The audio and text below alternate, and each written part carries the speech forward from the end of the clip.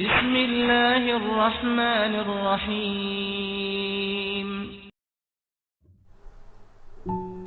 اعوذ باللہ السمیع العلیم من الشیطان اللعین الرجیم بسم اللہ الرحمن الرحیم السلام علیکم۔ انشاءاللہ آج ہماری گفتگو نگین اور انگوٹھی کے بارے میں ہے، حدیث اور روایت کی روشنی میں۔ علامہ علیسی رحمۃ اللہ علیہ اپنی کتاب حلیۃ المتقین میں فرماتے ہیں کہ امام علی علیہ السلام کے پاس 4 انگوٹھیاں تھیں۔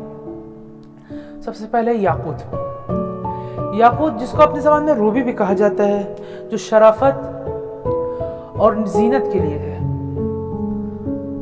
فیروزہ، جو نصرت اور مدد کے لیے ہے۔ حدید سینی، جس کو اپنی زبان میں حدید چینی بھی کہتے ہیں ہم لوگ، جو قوت، طاقت، فتح یابی کے لیے ہے۔ عقیق، جو حفاظت اور حفظ جان کے لیے ہے۔ امام رضا علیہ السلام فرماتے ہیں یاقوت کی انگوٹھی کا استعمال کرو کہ یہ مصیبت کو دور اور زائل کرتا ہے۔ امام صادق علیہ السلام فرماتے ہیں یاقوت کی انگوٹھی پہنا کرو کہ یہ سنت ہے اور رزق اور روزی اور قلب کے نور کو بڑھاتا ہے۔ امام علیہ السلام فرماتے ہیں جس کے دائنے ہاتھ میں یاقوت کی انگوٹھی ہو تو اس شخص کو رزق اور روزی کی مشکل نہیں ہوتی۔ یاقوت کا ذکر قرآن میں بھی آیا ہے، سورہ رحمان آیت نمبر 58۔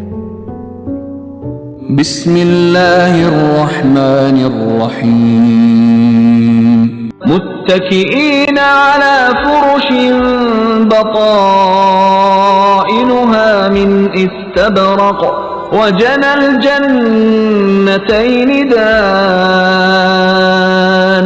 جنتی ایسے فرشوں پر تکیہ لگائے ہوئے ہوں گے جن کے استر دبیز ریشم کے ہوں گے، اور ان دونوں جنتوں کے میوے بالکل قریب ہوں گے۔ فَبِأَيِّ آلَاءِ رَبِّكُمَا تُكَذِّبَانِ۔ پس تم اپنے رب کی کس کس نعمت کو جھٹلاؤ گے؟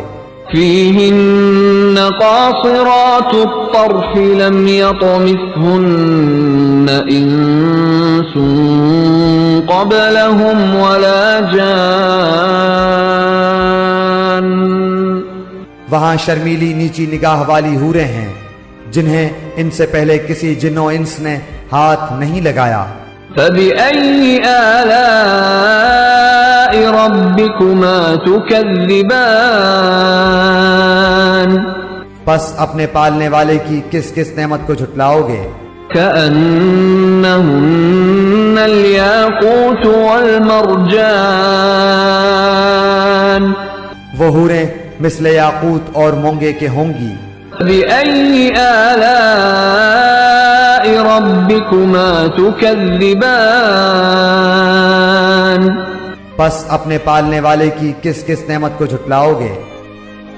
پیغمبر ختمی مرتبہ امام حسین علیہ السلام سے خطاب فرماتے ہیں اے میرے لال حسین، یاقوت اور عقیق کی انگوٹھی پہنا کرو کہ یہ سبب خیر اور برکت ہے، اور جب بھی کوئی ان 2 نگینوں کی طرف دیکھتا ہے اس کے چہرے کی نورانیت بڑھتی ہے۔ معصوم علیہ السلام فرماتے ہیں یاقوت پہنو کہ یہ مومن کی نشانی ہے، اور بہتر ہے کہ اس پر ذکر لا الہ الا اللہ ہو، ملک الحق المبین نقش کیا جائے، اور جو شخص اس نقش کے ساتھ یاقوت کو پہنے لوگوں کی نگاہوں میں اس کی حیثیت اور شان و شوکت بڑھتی ہے۔ چلیے پھر ملاقات ہوتی ہے۔ والسلام علیکم ورحمۃ اللہ وبرکاتہ۔